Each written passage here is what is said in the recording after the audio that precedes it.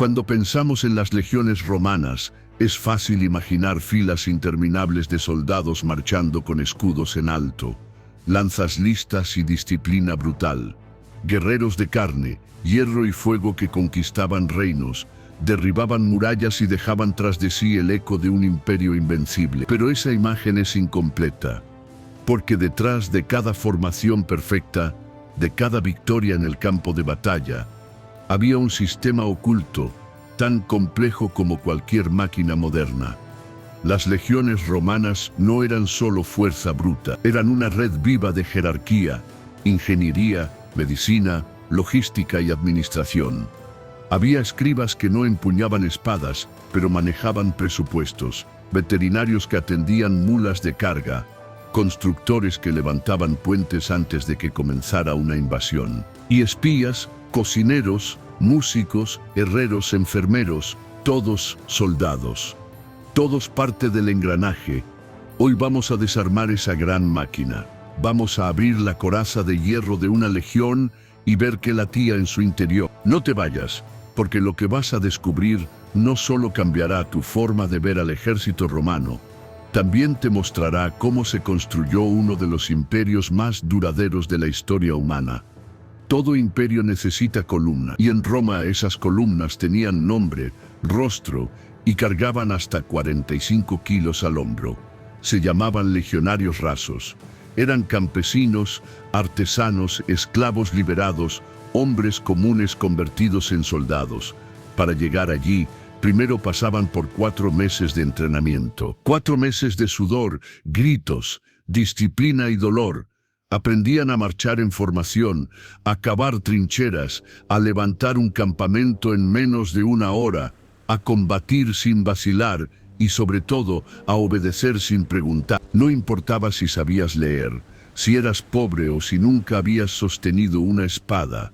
En el momento en que te ponías la túnica y el cinturón de cuero, eras parte de la maquinaria de Roma. Ahora bien, si eras analfabeto o no tenías ninguna habilidad técnica, el destino te estaba escrito: cargar piedras, recolectar leña, construir caminos, cavar zanjas, transportar provisiones, empujar catapultas, día tras día, trabajo físico brutal, más allá del combate. Pero incluso ahí, Roma ofrecía algo que muy pocos sistemas de poder ofrecían en su época: una oportunidad de ascenso, si demostrabas disciplina, fuerza y sobre todo, si tenías algún talento: música, herrería, medicina, cálculo, escritura, podías ser promovido a otra categoría. Pero por ahora, como legionario raso, tu vida era sencilla: obedecer, trabajar, luchar y sobrevivir. Eras la carne del ejército,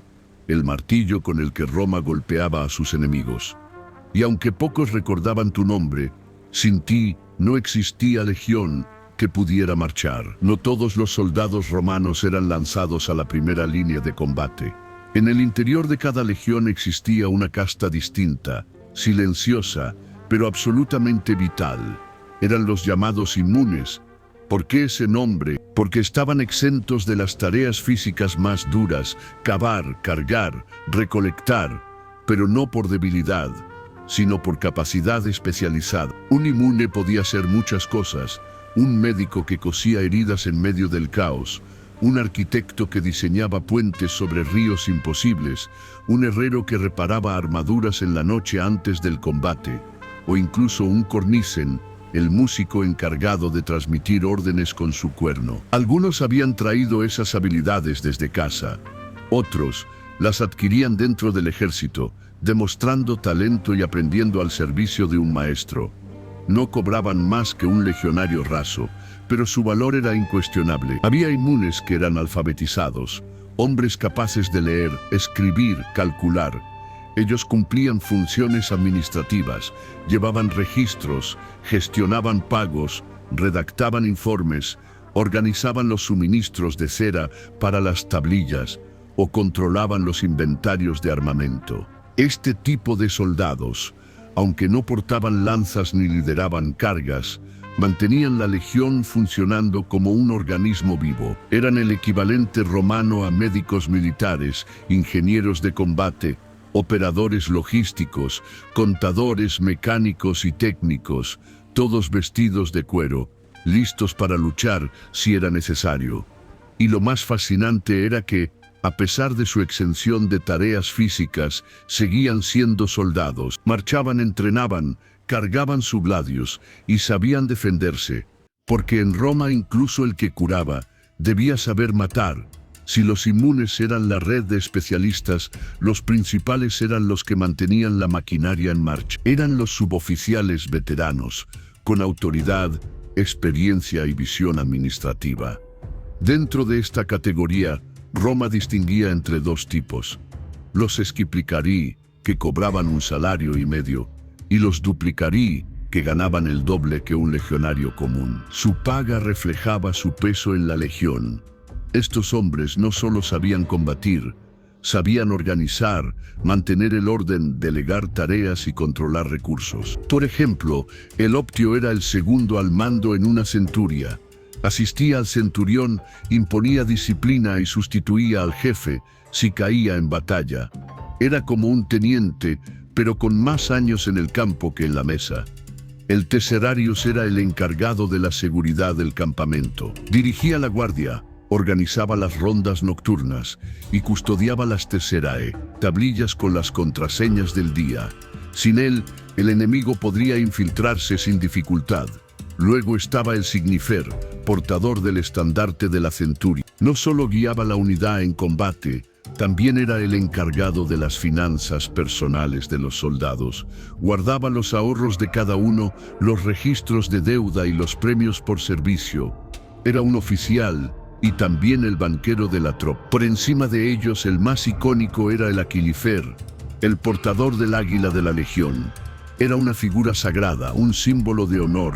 Si el águila caía, la legión caía con ella. El aquilifer era un guerrero feroz, de élite, que usaba una capa de piel de león sobre su casco y nunca debía permitir que la insignia imperial tocara el suelo. También existían cargos como el frumentarius, gestor de suministros, y los beneficiari, hombres de confianza que servían directamente a altos mandos y eran enviados en misiones especiales, administrativas o secretas. Todos estos principales no solo respondían al centurión, eran su brazo derecho, su sistema de apoyo, su equipo de operaciones especiales. Sin ellos la centuria se paralizaba. Con ellos, Roma podía avanzar sin frenar. Si la legión era un cuerpo, entonces el centurión era su corazón. No el cerebro, ese era el legado, ni el músculo, ese era el legionario raso. El centurión era el que mantenía todo latiendo, con ritmo, con autoridad y con respeto. Nominalmente, un centurión comandaba una centuria, unas 80 personas durante el Alto Imperio, pero su papel iba mucho más allá del combate. Era maestro, juez, administrador, entrenador y figura paternal. Decidía castigos, distribuía tareas, controlaba suministros, resolvía disputas internas y, por supuesto, era el primero en la línea de batalla. En combate, no dirigía desde una colina, iba al frente, a la izquierda de su formación, espada en mano, gritando órdenes mientras su crista transversal, esa cresta horizontal sobre el casco, lo convertía en blanco visible para todos, especialmente para el enemigo. Su armadura era distinta: grebas metálicas, corazas decoradas, una daga del lado derecho y la espada al izquierdo, mostrando que no necesitaba sacar su arma rápido, porque ya sabía cuándo usarla. Su estatus dentro del campamento también era evidente. Tenía sus propios aposentos, su letrina privada y su propio equipo de suboficiales a su disposición. Pero no era fácil llegar ahí. Algunos centuriones eran antiguos legionarios que habían ascendido con mérito tras años de servicio. Otros eran exmiembros de la Guardia Pretoriana, o incluso jóvenes de clase ecuestre con conexiones políticas. Todos, sin excepción, debían estar alfabetizados, pues sus funciones incluían redactar órdenes, llevar cuentas y transmitir informes al mando superior. Julio César decía que los centuriones eran la espina dorsal del ejército romano. porque mientras los generales diseñaban las guerras, eran los centuriones los que las ganaban, pierna a pierna, escudo a escudo. Su carrera podía durar décadas. Algunos llegaban a servir en hasta 12 legiones distintas, recorriendo todo el mapa del imperio. Al retirarse, eran compensados generosamente y podían ocupar cargos civiles, magistrados, jefes de policía o hasta líderes municipales. El centurión no era un simple comandante, era el ejemplo vivo de la disciplina romana. Y por eso cuando él caía, su tropa no retrocedía, se volvía más peligrosa. Por encima del centurión, las decisiones dejaban de gritarse en el campo y comenzaban a escribirse sobre tablillas de cera, a sellarse con anillos dorados, a viajar con el peso de la política romana. Hablamos de la élite táctica de cada legión. 3 hombres que no solo dirigían tropas, sino que representaban el rostro del imperio. En la frontera más lejana, no era un soldado profesional, sino un miembro joven de la aristocracia senatorial, con unos 30 años y una carrera política en ascenso. Nombrado directamente por el emperador, su mando solía durar de 2 a 4 años, y combinaba poder militar con deberes diplomáticos y administrativos. Vestía un manto escarlata, un casco finamente decorado, y portaba armadura de gala. En combate, rara vez entraba en la refriega. Su deber era pensar, negociar y mandar. Pero cuando aparecía en el frente, su presencia infundía respeto o miedo. El tribuno Laticlavio, el heredero del Senado. Inmediatamente debajo estaba el tribuno de Laticlavio, Tribunus Laticlavius, un joven noble en camino al Senado. Su nombre viene de la línea ancha Laticlavi de púrpura en su túnica, símbolo de su clase senatorial. Era el segundo al mando y se preparaba para reemplazar o asistir al legado.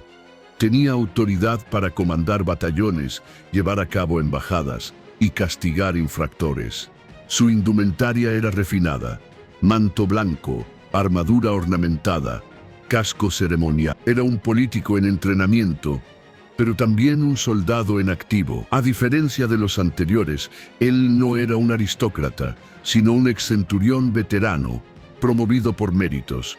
Su función, organizar toda la infraestructura militar de la legión.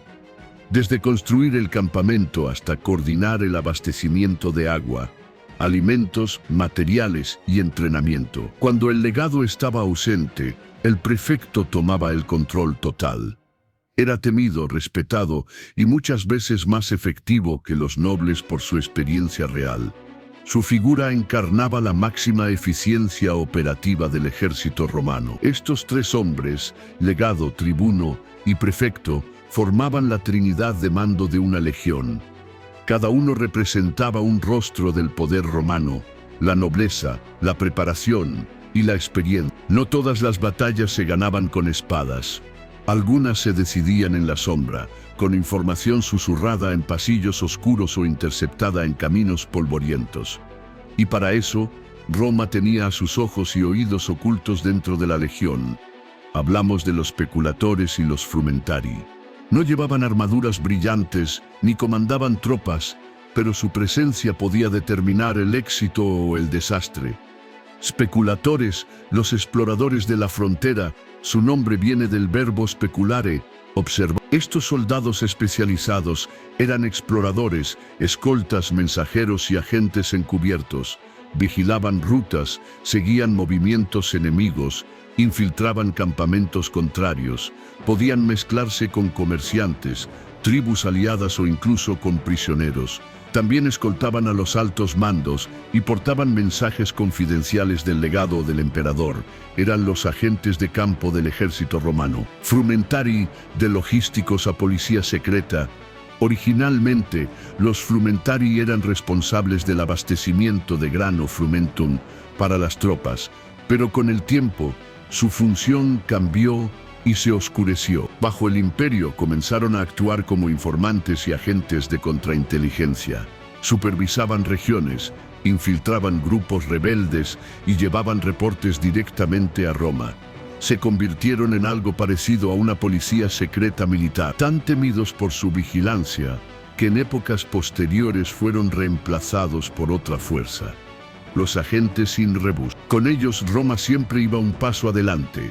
En los márgenes del mapa y en las sombras del poder, estos soldados sin rango visible protegían la seguridad del imperio, desde el silencio. Roma era una máquina perfectamente jerarquizada, pero no todos los ascensos se decidían con medallas ni con discursos.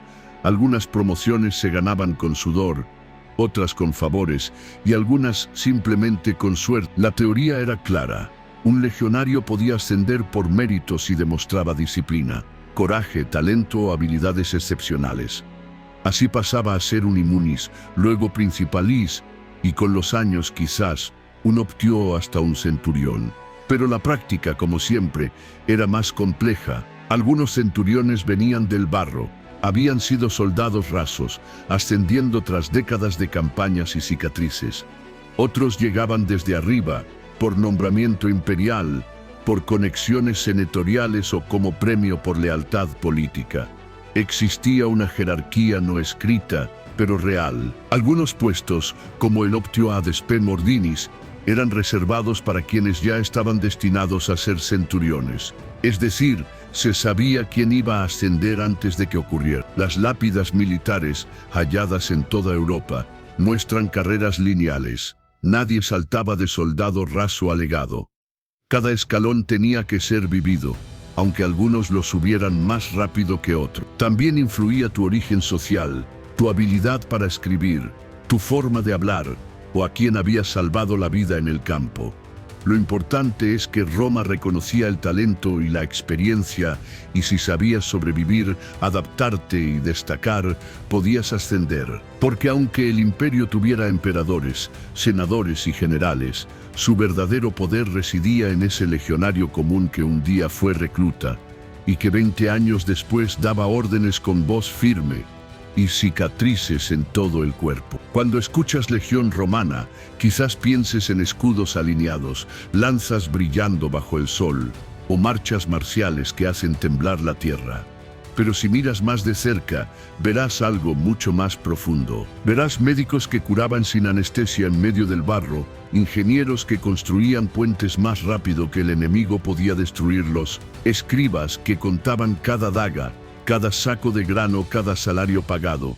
Verás veteranos de rostro duro que sabían mandar sin gritar. Verás una estructura viva, palpitante, donde cada rango tenía su voz, su función, su peso.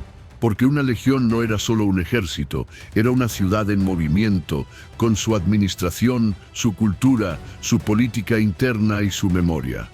Roma no dominó el mundo solo con espadas. Lo hizo con organización, con jerarquía, con el talento de miles de hombres que sabían que aunque sus nombres no serían recordados, su trabajo mantendría en pie un imperio. Y quizás ahí está la verdadera lección, que la gloria no siempre la lleva el que grita más fuerte, sino el que sostiene la columna cuando nadie está mirando.